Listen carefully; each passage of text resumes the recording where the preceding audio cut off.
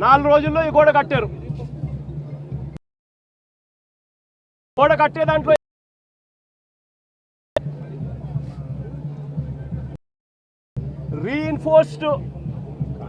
Reinforced concrete గోడ కట్టాల్సిన చోట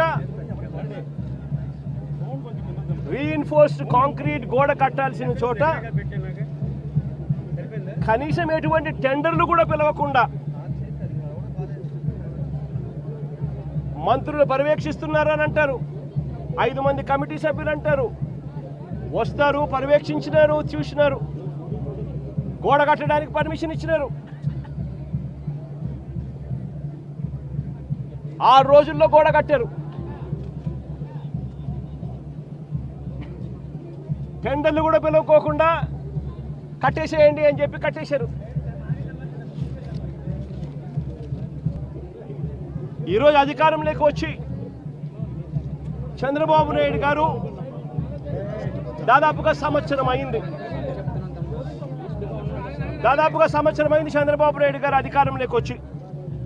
నేను అడుగుతా ఉన్నా చంద్రబాబు నాయుడు గారిని, చందనోత్సవం ఎప్పుడు జరుగుతుందో మీకు తెలియదా అని అడుగుతా ఉన్నా. మరి చందనోత్సవం పలానా రోజు జరుగుతుంది అని చెప్పి తెలిసినప్పుడు ఈ గోడ కట్టించే కార్యక్రమం ముందే ఎందుకు మొదలు పెట్టలేదు అని అడుగుతా ఉన్నా. ఈ గోడ కట్టించే కార్యక్రమం ముందే ఎందుకు చేయలేదు అని అడుగుతా ఉన్నా. ఇదే పెద్ద మంచి చంద్రబాబు నాయుడు గారిని, అడుగుతా ఉన్నా. ఈ గోడ నిర్మాణం కేవలం 6 రోజుల కిందట మొదలై 2 రోజుల కిందట పూర్తి చేశారు. దీని అర్థం ప్రభుత్వం ఎటువంటి ముందస్తు ఏర్పాట్లు సీరియస్గా తీసుకోలేదు అని చెప్పి నిదర్శనం కాదా అని అడుగుతా ఉన్నా. చివరికి ఈ వరకు కనీసం టెండర్లు కూడా పిలవకోకుండా ఇష్టం వచ్చిన వాళ్ళకు వర్క్ ఇచ్చేసి ఇష్టం వచ్చిన పద్ధతిలో కట్టించే కార్యక్రమం చేయడం ధర్మమేనా అని అడుగుతా ఉన్నా. 70 అడుగులు పొడవుతో కట్టే గోడకు, 10 అడుగులు ఎత్తుతో నిర్మించే గోడకు కనీసం కాలములు కూడా పెట్టించే కార్యక్రమం కూడా లేకుండా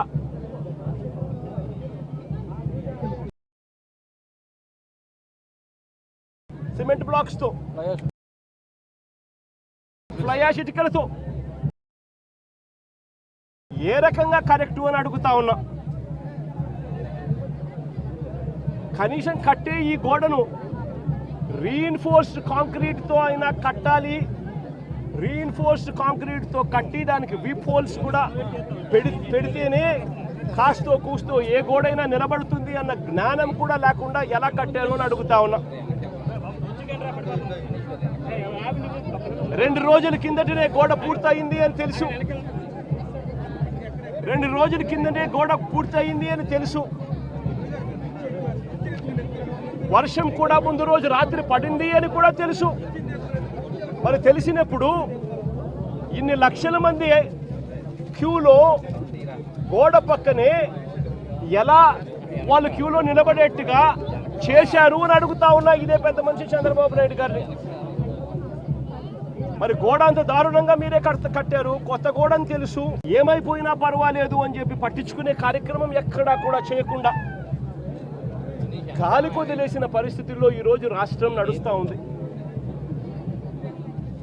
ఈ ఒక్క సంవత్సరంలోనే చంద్రబాబు నాయుడు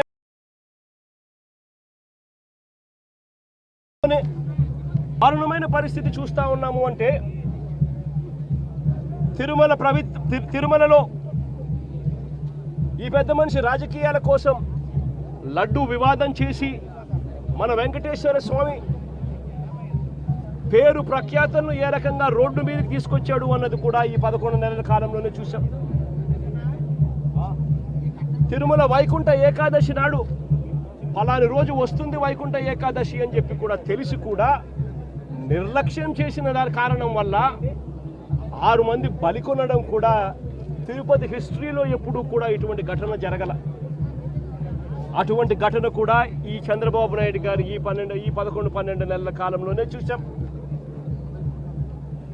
ఈరోజు సింహాచలంలో చందనోత్సవం నాడు ఇంత దారుణంగా తెలిసి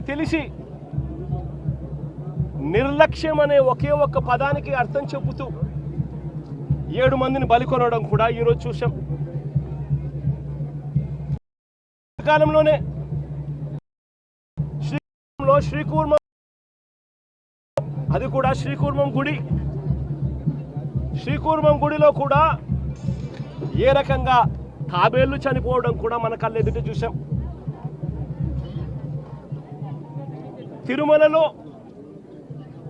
గోశాలలో ఏ రకంగా గోవులు చనిపోవడం కూడా మన కళ్ళెదుటే చూసాం. చంద్రబాబు నాయుడు గారు ఈ 11-12 నెలల కాలంలోనే, పాలనలోనే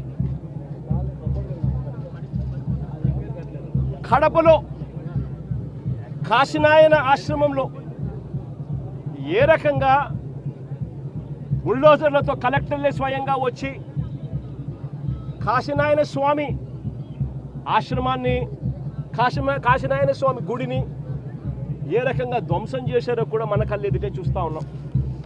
ఇవన్నీ కూడా కేవలం ఈ 12 నెలల కాలంలో చంద్రబాబు నాయుడు గారి హయాంలో జరుగుతూ ఉన్న గుడులు, గోపురాలకు సంబంధించిన వ్యవస్థల మీద ఆయన చూపుతా ఉన్న శ్రద్ధకు నిదర్శనం. ఏదైనా కూడా పబ్లిసిటీ కోసమే ఆయన చేసేది, ఏదైనా డైవర్షన్ పాలిటిక్సే. పుష్కరాల సమయంలో కూడా గతంలో చూసాం ఏ రకంగా 29 మందిని బలికొన్నాడో కూడా మనం చూసాం. గోదావరి పుష్కరాలలో, రాజమండ్రిలో. నేను అడుగుతా ఉన్నా, ఇన్ని ఘటనలలో, అన్ని ఘటనలకు జరిగేటప్పుడల్లా జరిగిన తర్వాత వస్తాడు, వచ్చి కమిషన్ వేస్తున్నాను, విచారణ చేయిస్తాను అని చెప్తాడు. ఇన్ని ఘటనలు నేను చెప్పిన కనీసం ఒక్క ఘటనలో అయినా కూడా సీరియస్గా ఎవరి మీద అయినా యాక్షన్ తీసుకున్నారా అని అడుగుతా ఉన్నా. ఎవరి మీద యాక్షన్ తీసుకోరు, ఎందుకనంటే ఈయనే దోషి కాబట్టి. ఎవరి మీద అయినా యాక్షన్ తీసుకోవాలని వస్తే ఈయన మీదే తీసుకోవాలి కాబట్టి ఎవరి మీద యాక్షన్ ఉండదు. తిరుపతిలో మొన్న చూసాం, జనవరి 8వ తారీఖున వైకుంఠ ఏకాదశి నాడు జరిగిన ఘటనలో 6 మంది చనిపోతే ఈయన తీసుకున్న యాక్షన్ ఏమిటి? ఎస్పీని అక్కడి నుంచి ట్రాన్స్ఫర్ చేశాడు. అది ట్రాన్స్ఫర్ చేసేది ఏంది? చెత్త పొజిషన్లోకి ఏమన్నా ఇచ్చినాడంటే అది కాదు. అదే తిరుపతిలోనే టాస్క్ ఫోర్స్కు ఇంకా బెటర్ పొజిషన్కు తీసుకొని పోయి, ఆఫీసర్గా బెటర్ పొజిషన్కి తీసుకొని పోయి ఆయనకి ఇచ్చినాడు పోస్టింగ్. ఇప్పుడు చంద్రబాబు నాయుడు అడుగుతా ఉన్న అరాచక పాలనలో సిట్ అనేది ఉంది కదా, ఆ సిట్లో కూడా అదే సుబ్బరాయుడు అనే ఎస్పీ అధికారే క్రియాశీలక పాత్ర పోషిస్తూ చంద్రబాబు నాయుడు గారి మోచేతి నీళ్లు తాగుతూ చంద్రబాబు నాయుడుకు తానా తందానా అంటూ తాను పనిచేస్తూ ఉన్నాడు. చంద్రబాబు నాయుడు గారు పని చేయించుకుంటా ఉన్నాడు. మరి ఇలాంటి ఘటనలు జరిగినప్పుడు భయం ఉండాలి ఒళ్ళో. ఉద్యోగాలు ఊడుతాయి, యూనిఫాములు ఊడుతాయి, బట్టలు ఊడుతాయి అన్న భయం ఉన్నప్పుడు ఎక్కడైనా కూడా డిసిప్లిన్ అనేది ఉంటుంది. ఎక్కడైనా కూడా ప్రజల జీవితాలతో చెలగాటం ఆడడం అనేది ఎక్కడైనా కూడా మానడం అనేది జరుగుతుంది. ఎక్కడా కూడా ఆయన తీసుకునే చర్యలు ఏవి కూడా కంటి తుడుపు చర్యలే కాబట్టి ఏ ఒక్కరికి కూడా భయం లేదు. ప్రతి చోట నిర్లక్ష్యమే, ప్రతి చోట డైవర్షన్ పాలిటిక్సే. ఇంకా డైవర్షన్ పాలిటిక్స్ ఇంకా ఏ స్థాయిలోకి దిగజారిపోయాయి అని అంటే వీళ్ళు ఇదే టీవీలలో వాళ్ళ స్టేట్మెంట్లు చూస్తే, ఆ మంత్రులు ఇచ్చే స్టేట్మెంట్ చూస్తే ఆశ్చర్యం అనిపించింది. మొట్టమొదటి స్టేట్మెంటు వాళ్ళు ఇచ్చింది, ఈ గోడ ఎవరి హయాంలో కట్టారో ఎవరు కట్టారో చూడాలంట. మొట్టమొదటి స్టేట్మెంట్ వాళ్ళు ఇచ్చింది, మంత్రులు ఇచ్చిన స్టేట్మెంటు. అంటే అది కూడా వేరే వాళ్ళ మీద తోసేయాలని చెప్పి